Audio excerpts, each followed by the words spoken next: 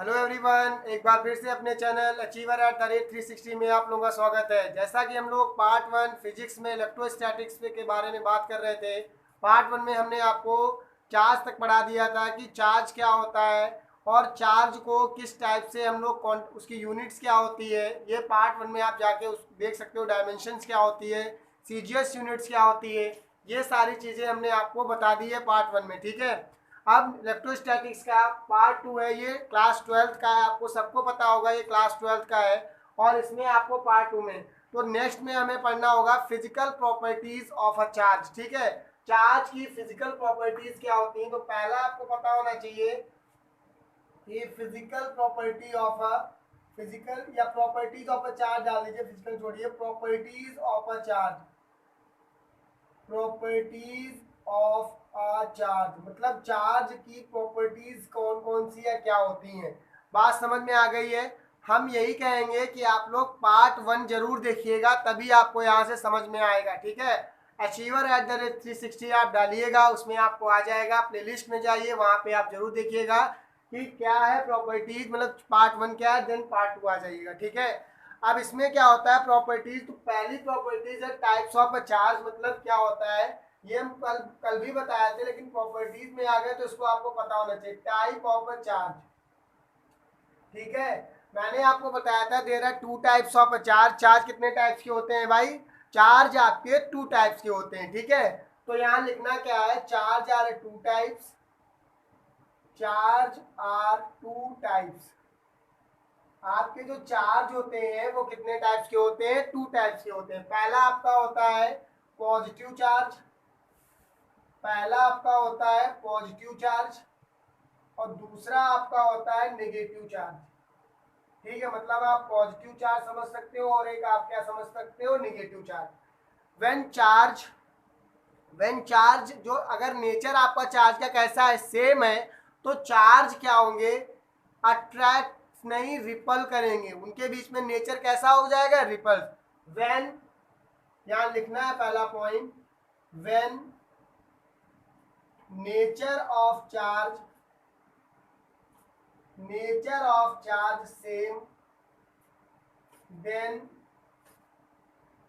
Repulsion will occur. ये मैंने कल पढ़ाया था, आप लोग जाके देख सकते हो फिर से। रिपल्शन विल अकर मतलब ये कंडीशन बन जाएगी अगर आपके चार्ज कैसे हैं, सेम है। सेम का मतलब मैं बताता हूँ यहाँ पे, अगर आपके पॉजिटिव पॉजिटिव चार्ज है या माइनस माइनस, तो ये रिपल होगा। इसको रिपल भी बोलते हैं, रिपल्शन, ठीक है। रिपल्सन जो है वो रिपल से आया है। तो यहाँ से आपका प्लस प्लस माइनस माइनस, अगर आपके सेम चार्जेस है, दिख रहा है ना आपको, थोड़ा डार्क दिख ऐसा दिख रहा है, ठीक है, ब्लैक से, ठीक है। ये क्या हो जाएगा, when nature of a charge same then the repulsion will occur. मतलब सेम सेम अगर आपके चार्ज हैं तो रिपल्शन होगा, मतलब रिपल करेंगे। अब सेकेंड पॉइंट इसका अगर हम देखते हैं, when nature of charge,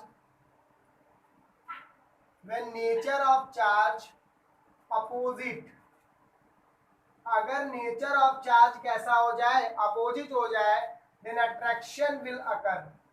attraction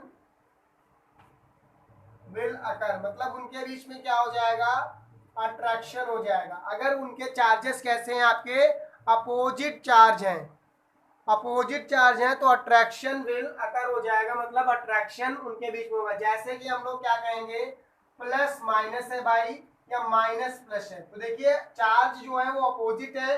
nature of charge opposite, यहाँ पे नेचर ऑफ चार्ज कैसा था, सेम था, तो बॉडी क्या थी, आप इनके बीच में, आप कहोगे इनके बीच में क्या हो जाएगा, अट्रैक्शन होगा, या अट्रैक्टिव नेचर होगा, या अट्रैक्शन बोल सकते हो, जो बोलना चाहो, अट्रैक्शन हो जाएगा, ठीक है। अट्रैक्शन हो जाएगा। तो ये बात आपको समझ में आ गई। ये टाइप्स ऑफ चार्ज में पहला हमने बताया था प्रॉपर्टीज ऑफ चार्ज, पहला टाइप्स ऑफ चार्ज में बता दिया। टू टाइप्स ऑफ चार्ज होते हैं, positive and negative. Positive charge ये है, तो देन नेक्स्ट आता है additivity of a charge. Second point आपको पढ़ना है, एडिटिविटी ऑफ अ चार्ज, ठीक है। सेकेंड पॉइंट देखिए क्या होता है, एडिटिविटी ऑफ अ चार्ज मतलब प्रॉपर्टी ऑफ अ चार्ज में सेकेंड जो आता है वो आपको याद रखना है, additivity, additivity of a charge. ये क्या होता है इसको मैं आपको अभी बताता हूँ। एडिटिविटी ऑफ अ चार्ज क्या होता है? एडिटिविटी ऑफ अ चार्ज क्या है कि it is the sum algebraic sum of all the charges. आप ऐसे समझ सकते हो, it is the sum of all the, it ये लिख सकते हो, इट इज द, या it is defined as the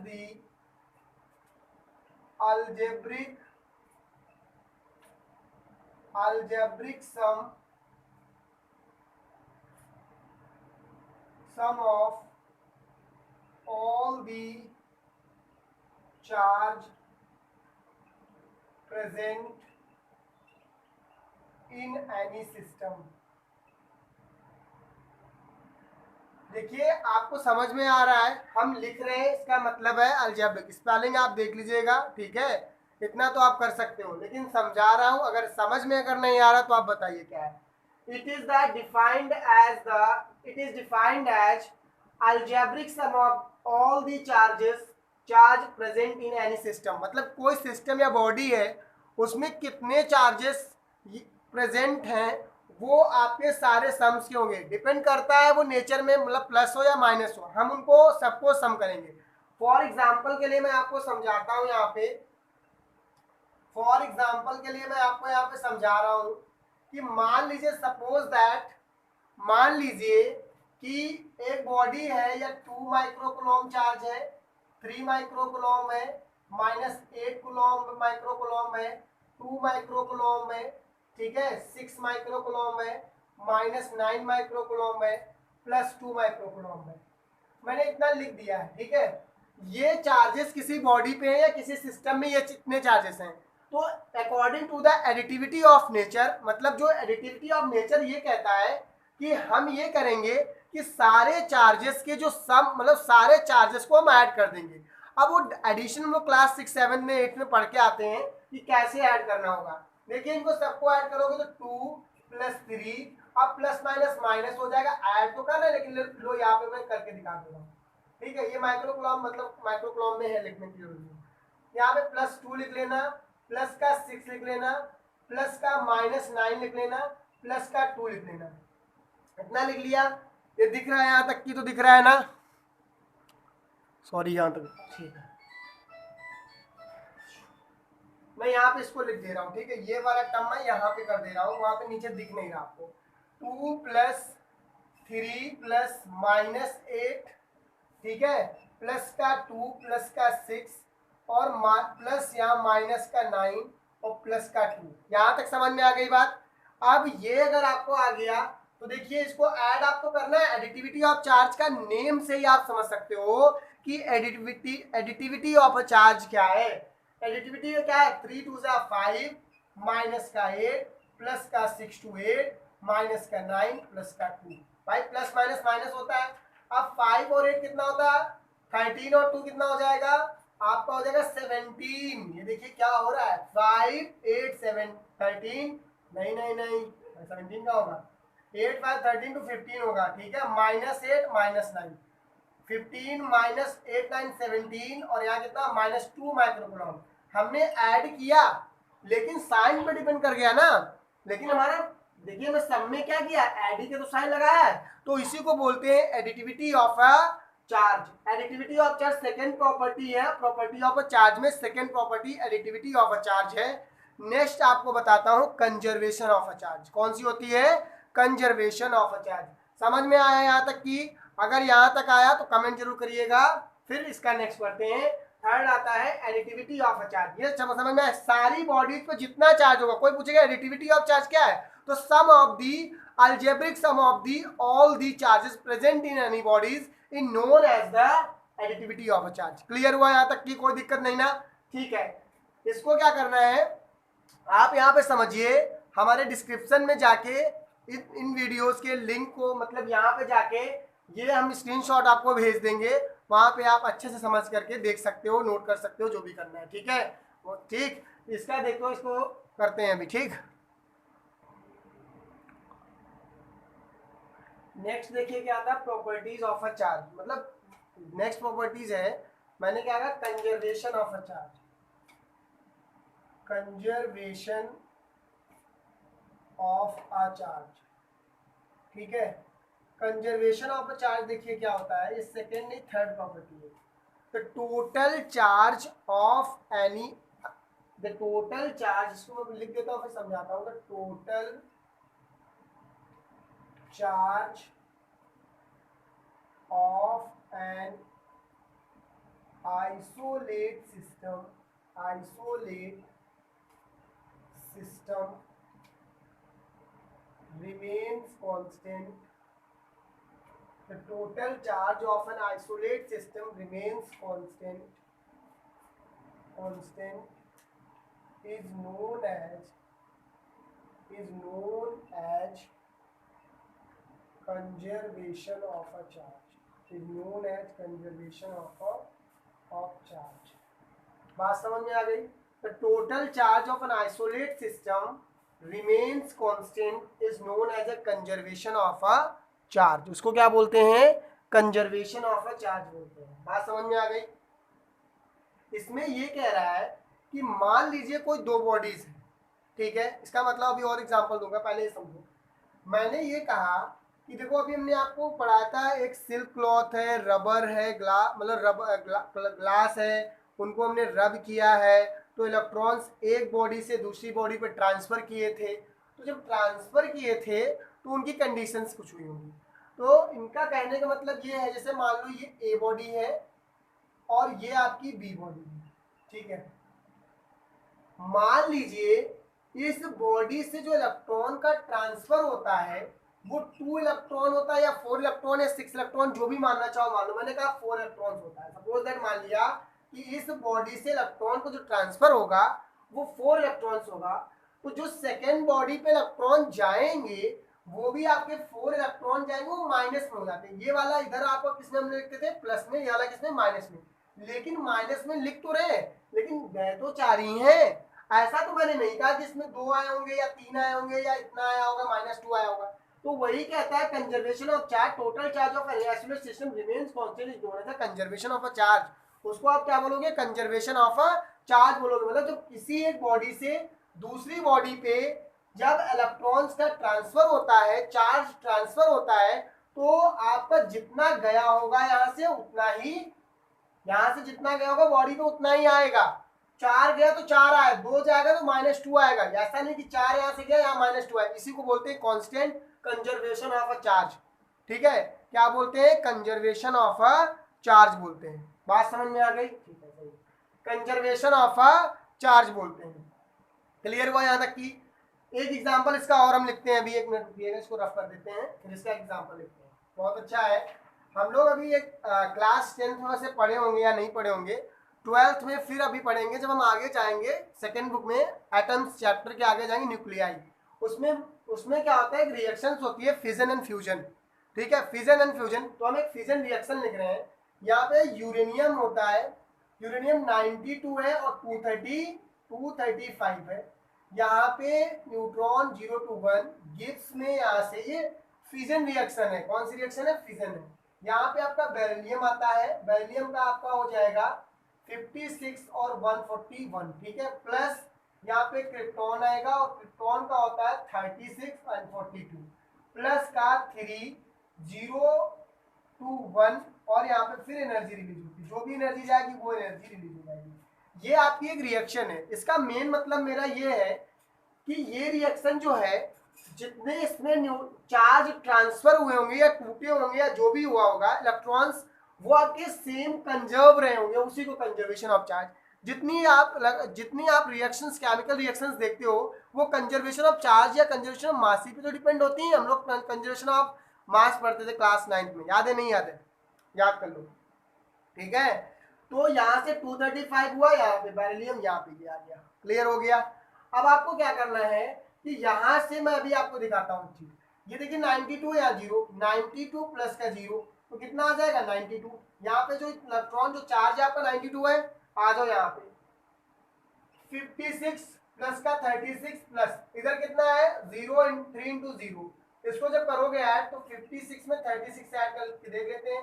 यहाँ पे कितना आ रहा है 6 6 12 और 5 3 8 9, 92 आया नहीं आया, आप तो यही तो होता है conservation of a charge.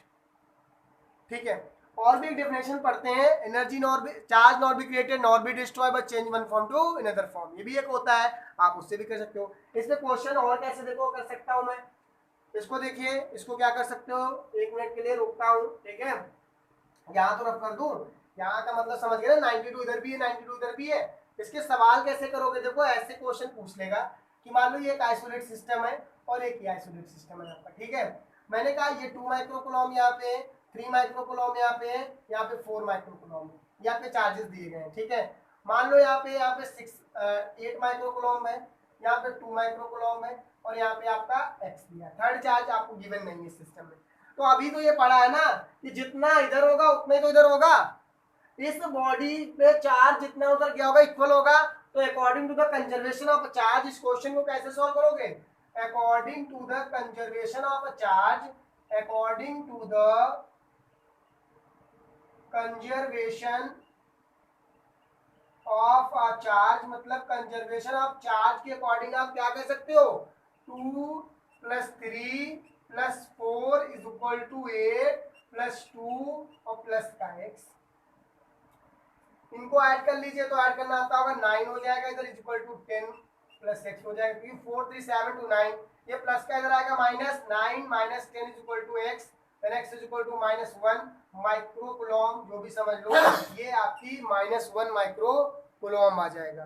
Clear हुआ यहाँ तक की, कोई दिक्कत नहीं ना, ये आपका -1 microcoulomb conservation of a charge के अकॉर्डिंग वैल्यू कैलकुलेट। ऐसे क्वेश्चंस होते हैं, जैसे मान लीजिए मैं इसका और एक एग्जांपल, ये मान लो एक है और एक ये आपका है, ठीक है, यहाँ पे 8 माइक्रोकुलॉम दिया गया है, यहाँ पे -2 माइक्रोकुलॉम दिया गया है, यहाँ पे 6 माइक्रोकुलॉम दिया गया, -4 माइक्रोकुलॉम दिया गया, ठीक है, यहाँ पे 2 माइक्रोकुलॉम है, यहाँ पे 8 माइक्रोकुलॉम है, मान लिया मैंने, यहाँ पे आपका 3 माइक्रोकुलॉम है, और यहाँ पे x की वैल्यू पूछ रहे हैं कि x की वैल्यू कितनी होगी, तो इस क्वेश्चन में भी तो according to conservation of charge ही लगाओगे, कितना हो जाएगा 8 माइनस, ऐड करोगे लेकिन माइनस का है ना भाई, यहाँ पे 6 और यहाँ पे माइनस का 4 हो जाएगा, ठीक है, प्लस करोगे माइनस है यहाँ पे, = 2 + 8 + 3 प्लस का x हो जाएगा, ठीक है, 8 माइनस का मतलब 8 हो गया, माइनस का 2 प्लस का 6 -4 = 10, 13 डायरेक्ट कर दो ना, 8 और 13 प्लस x, ठीक है, इनको जोड़ लोगे, 8 6 14, 14 से 6 गया मतलब ये कट गया, 8 बचेगा = 13 + x, ये प्लस का इधर आएगा -8 - 13 = x, तो यहाँ से x की वैल्यू आ जाएगी -5 माइक्रोकुलॉम।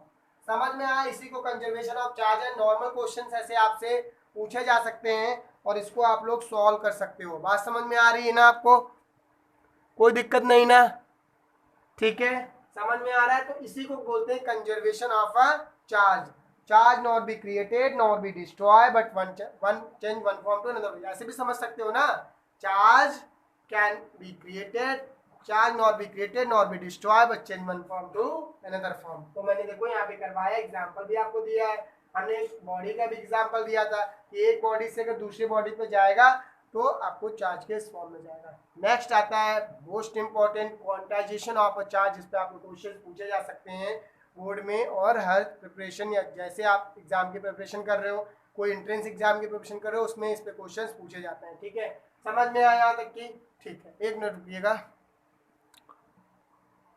नेक्स्ट आता है quantization of a charge, last property है ये चार्ज की, इसमें देखो क्या होता है, इसका मैं बताता हूँ। Quantization of electric charge means that the total charge on a body can only be some integral multiple of elementary charge. इसका मतलब मैं समझाता हूँ आपको क्या है, देखो इसका मतलब ये कहता है, मैं और करके एक छोटा सा लिखता हूँ, उसमें समझो,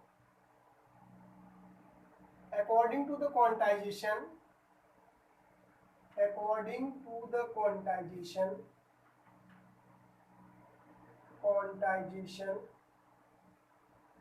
when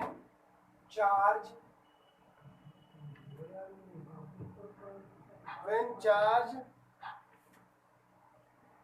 transfer from one body to the another body, one body to the another body, then it is integral multiple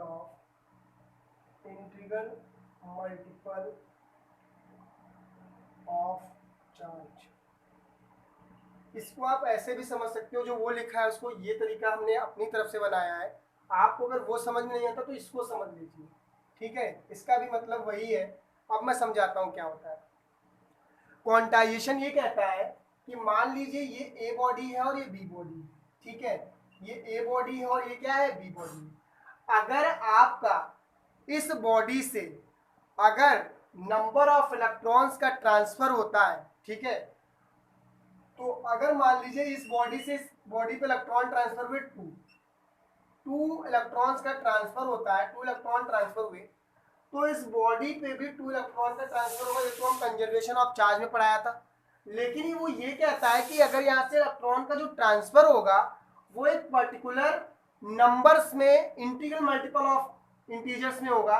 ऐसा नहीं होगा कि कोई भी फ्रैक्शन में नंबर्स नहीं, चार्ज इस टाइप का कोई भी चार्ज आपका ट्रांसफर नहीं होगा। प्लस माइनस लगा लीजिए, कोई दिक्कत नहीं ना। इस टाइप्स के कोई भी चार्ज एक बॉडी से दूसरी बॉडी पे ट्रांसफर नहीं होंगे, उसी को बोला जाता है क्वांटाइजेशन ऑफ अ चार्ज। बात समझ में आ गई कि एक बॉडी से अगर दूसरी बॉडी पे कोई चार्ज ट्रांसफर होगा या इलेक्ट्रॉन जो ट्रांसफर हुए हैं वो एक पर्टिकुलर नंबर्स में, डेफिनेट नंबर्स में होंगे। ये ना कोई डेसिमल्स में होंगे ना कोई फ्रैक्शंस में होंगे, ठीक है। मतलब 4000, 20,000, 50,000, 1,00,000, 25,000, 20, 500, 200 जो भी नंबर्स में हो सकते हैं। लेकिन आप ये नहीं कह सकते कि 4.5 इलेक्ट्रॉन्स का ट्रांसफर एक बॉडी से दूसरी बॉडी पे हुआ है, तो उसको क्वांटाइजेशन जस्टिफाई नहीं करता, वो क्वांटाइजेशन के फॉर्म में नहीं आता, ठीक है। तो उसी को क्वांटाइजेशन बोलते हैं। बात समझ में आ गई सबको कि क्वांटाइजेशन क्या होता है। इसके लिए एक फॉर्मूला आता है, Q is equal to NE plus minus में। याद रखना, यहां से Q is equal to plus minus NE, ठीक है। क्वांटाइजेशन समझ में आया कि अगर कोई एक बॉडी से दूसरी बॉडी में इलेक्ट्रॉन का ट्रांसफर हुआ है तो वो पर्टिकुलर इंटीग्रल मल्टीपल में होगा, चार्जेस के नंबर्स में होगा। ऐसा नहीं होगा कि आप ये नहीं कह सकते कि यहाँ से जो भैया जो सारे इलेक्ट्रॉन्स यहाँ से वहां तक गए हैं वो किसी भी फ्रैक्शन में गए। 2.5 के फ्रैक्शन 2.5 इलेक्ट्रॉन्स बॉडी में नहीं जा सकते। जाएंगे तो या तो 4 जाएंगे या 5 जाएंगे या 1 जाएगा या 2 जाएगा, 8 जाएगा, 20 जाएगा। इस टाइप के फॉर्म में इलेक्ट्रॉन्स का ट्रांसफर नहीं होगा। वही बोलता है क्वांटाइजेशन ऑफ अ चार्ज। समझ बात आ गई, क्लियर हुआ यहाँ तक की कोई दिक्कत नहीं ना। अभी इसका मतलब और बताते हैं, फॉर्मूला जो लिखा है इसका मतलब समझाते हैं। Q इज इक्वल टू आपको दिया गया प्लस माइनस का NE। Q is equal to क्या दिया गया, प्लस माइनस NE। वेयर आपको Q तो पता है क्या होता है, वेयर Q क्या है, चार्ज होता है। N आपका क्या होता है, N जो होता है नंबर है, नंबर ऑफ इलेक्ट्रॉन्स लिख सकते हो, नंबर ऑफ इलेक्ट्रॉन्स होता है N। और E आपको पता है चार्ज है, प्लस माइनस लेना है 1.6 इंटू 10⁻⁹। ये कब की बात करता हूं, अभी जरा सुनना मेरी बात। अगर मैं आपसे एक बात बोलूं कि ए बॉडी है और ये बी बॉडी है, यहां से ट्रांसफर हुए इलेक्ट्रॉन्स इस बॉडी पे, मतलब 2 इलेक्ट्रॉन्स अगर यहां से इस बॉडी पे ट्रांसफर हो गए तो हम ये कहते हैं इस बॉडी पे प्लस साइन आ जाता है, ठीक है। इस बॉडी पे प्लस और इस बॉडी पे माइनस चार्ज आ जाता है। जो बॉडी लेती है इलेक्ट्रॉन्स उस पे निगेटिव चार्ज, जो बॉडी देती है उस पे आपको पॉजिटिव चार्ज। तो इसको यहाँ पे बोलते हैं डिफिशियंसी ऑफ इलेक्ट्रॉन। याद रखना, एग्जाम में पूछेगा, अगर पॉजिटिव मतलब दिया गया है, पॉजिटिव में वैल्यू दी गई है, तो इसका मतलब है deficiency of electron. It means क्या होगा, इट मींस बॉडी ने क्या किया है, इलेक्ट्रॉन को लूज किया है। क्या किया है, लूज किया है। बात समझ में आ गई। इट मींस बॉडी ने इलेक्ट्रॉन को क्या किया है, लूज किया है। अगर ऐसा ही है, ये तो हमने बॉडी ए प्लस की बात कर दी, किसकी बात कर दी, ए प्लस की बात कर दी। अगर मैं यही बात करूं बी माइनस बॉडी की, किसकी बात करूं, बी माइनस बॉडी की, तो अगर बी माइनस बॉडी की मैं बात करूंगा तो अब जरा देखना, डिफिशियंसी नहीं यहाँ पे होगा, यहाँ पे एक्सेस ऑफ इलेक्ट्रॉन्स होगा। क्या होगा, excess of electron. It means body electron को गेन किया है, बॉडी ने इलेक्ट्रॉन को क्या किया है, गेन किया है। इसीलिए अगर माइनस लगा तो ये समझ लेना एक्सेस ऑफ इलेक्ट्रॉन, इलेक्ट्रॉन बढ़ गए होंगे क्योंकि इस बॉडी से इलेक्ट्रॉन इस पे आ गए। बात समझ में आ रही है, और इसीलिए एक्सेस ऑफ इलेक्ट्रॉन्स। तो पूछता है एग्जाम में, अगर मैं आपसे कहूँ +5 इलेक्ट्रॉन्स दिया गया है, इसका मतलब क्या है, इस बॉडी पे जो बॉडी थी उस पे 5 इलेक्ट्रॉन डिफिशियंसी आई है। और अगर मैं बोलूं माइनस में है तो आप कहोगे एक्सेस ऑफ इलेक्ट्रॉन्स है, इट मींस बॉडी ने इलेक्ट्रॉन को गेन किया है। जब भी माइनस प्लस की ये बात आए, ये जरूर याद कर लीजिएगा ये बात क्या है, प्लस है तो deficiency of electron, it means body ने इलेक्ट्रॉन को लूज किया है, और B means excess of electron, it means body ने इलेक्ट्रॉन को क्या किया है, गेन किया है। यहां तक क्लियर हुआ आप लोगों को, कोई दिक्कत नहीं ना। अब इसको थोड़े क्वेश्चन क्वांटाइजेशन पे करते हैं 2-4, उसके बाद आपको समझ में आएगा। बात समझ में आ रही है, क्वेश्चन अभी करते हैं, इतना समझ में आ गया, इसको थोड़ा फोटो क्लिक कर लेते हैं फिर करते हैं, ठीक है। नेक्स्ट आता है, देखो comparison of electric charge and mass, मतलब चार्ज और मास में हम कंपैरिजन कैसे करते हैं। देखिए पहला पॉइंट क्या है, आपको सबको पता होगा, charge can B zero, charge can B zero, ठीक है, पॉजिटिव एंड नेगेटिव। चार्ज आपका जीरो भी हो सकता है, पॉजिटिव भी हो सकता है और नेगेटिव भी हो सकता है। लेकिन मास जो होता है, मास ऑलवेज पॉजिटिव, मास जो होता है हमेशा पॉजिटिव रहता है। बात समझ में आ गई, मास जो होगा वो हमेशा आपका पॉजिटिव रहेगा, लेकिन चार्ज आपका पॉजिटिव नहीं होता है, ठीक है। मतलब चार्ज आपका पॉजिटिव हो सकता है, नेगेटिव भी हो सकता है, जीरो भी हो सकता है, हमने क्या बताया था, ठीक है। सेकंड पॉइंट देखिए, चार्ज ऑलवेज क्वांटाइज्ड, अभी पढ़ाया क्वांटाइजेशन ऑफ अ चार्ज, तो आपका चार्ज जो होता है वो हमेशा क्वांटाइज्ड हो जाएगा, मतलब Q इज इक्वल टू, अभी पढ़ाया है, प्लस माइनस का NE होता है, Q is equal to plus minus का NE होता है। बात समझ में आ गई, यहाँ तक कोई दिक्कत नहीं, तो चार्ज ऑलवेज क्वांटाइज्ड, क्लियर हुआ यहाँ तक की। अब नेक्स्ट पॉइंट में क्या करते हैं, मास, मास जो होता है, जो मास की अगर कंडीशन कहोगे तो quantization of mass, quantization of mass yet to be stabilized, ठीक है, स्टेबलाइज मतलब मास जो होता है वो अभी भी क्वांटाइज नहीं भी हो सकता है और हो भी सकता है, ठीक है। लेकिन ये चार्ज जो है वो ऑलवेज क्वांटाइज्ड है। मास देखो, मास की वैल्यू आप निकालते हो 2.53, 2.63 आ सकता है, नहीं आता है, आता है। लेकिन क्या ये ऐसा होता है, चार्ज आपका, हमने क्या कहा था, चार्ज आपका 2.5 में नहीं आएगा, नंबर ऑफ इलेक्ट्रॉन्स में जो होगा वो आपका इतना नहीं हो सकता है, लेकिन ये कंडीशन ऐसी है। थर्ड आपका पॉइंट देखिए क्या हो जाएगा, चार्ज is independent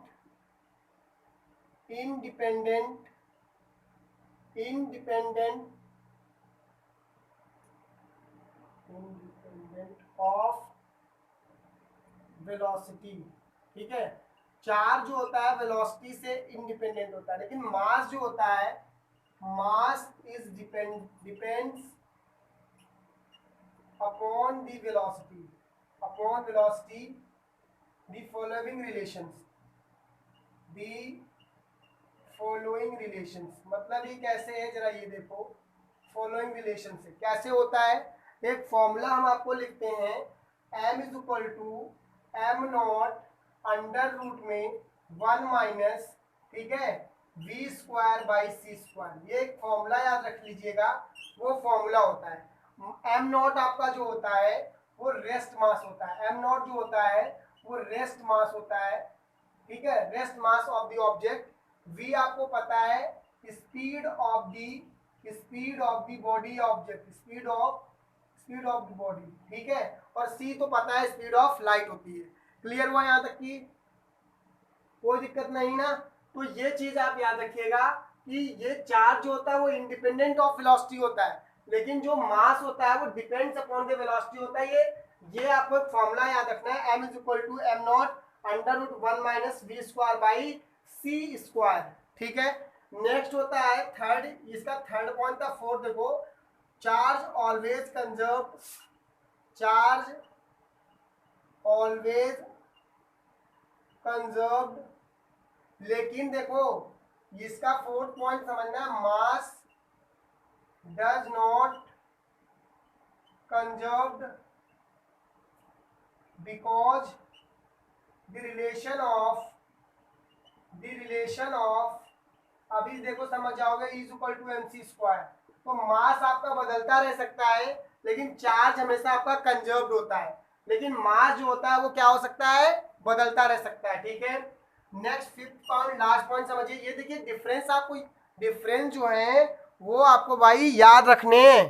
ठीक है, दिख रहा है ना, डिफरेंस जो है आपको याद रखने हैं। अब नेक्स्ट पॉइंट देखो, नेक्स्ट क्या डिफरेंस होता है, द फोर्स, अभी पढ़ोगे, द फोर्स बिटवीन या समझ लो the nature of the force, the nature of the force between two charges may be repulsive and attractive. मतलब ये मैं कह रहा हूं जो नेचर आपका होगा वो आपका कैसा हो सकता है, डालने वाला हो गया, the nature of the force between two charges में बी रिपल्सिव एंड अट्रैक्टिव। और यहाँ पे जो फिफ्थ पॉइंट होगा, इसका जो चार्ज के बीच में मतलब प्लस प्लस अगर चार्ज है तो दो बॉडीज के बीच में आपका रिपल्सिव नेचर शो करेगा, अगर माइनस और प्लस का क्यू चार्ज है तो दोनों के बीच में अट्रैक्टिव नेचर शो करेगा। तो पढ़ाया तो फोर्स जो होगा वो अट्रैक्टिव होगा, ये फोर्स है। लेकिन यहाँ पे the force between the two bodies, the force between to body remain attractive force लगता है दो बॉडीज के बीच में। ये हमने न्यूटन्स लॉ में जब आप लोगों दो बॉडीज के बीच में लगने वाला फोर्स पढ़ा था ना क्लास 9th में, तो यही तो था force between to body remains या ऑलवेज अट्रैक्टिव, हमेशा आपका अट्रैक्टिव होगा। यहाँ पे रिपल्सिव भी हो सकता है, अट्रैक्टिव। ये आपका चार्ज और मास के बीच में डिफरेंस है। नेक्स्ट पार्ट में हम इस पे न्यूमेरिकल्स करेंगे और उसके बाद हम उसमें Coulomb's law, vector law of Coulomb's law पढ़ेंगे जो वेरी इंपॉर्टेंट है हर एक चीज़ के लिए, बोर्ड और हर जगह के लिए। समझ में आया आप लोगों को? अच्छे से पढ़ते रहिए और मुस्कुराते रहिए। Thank you.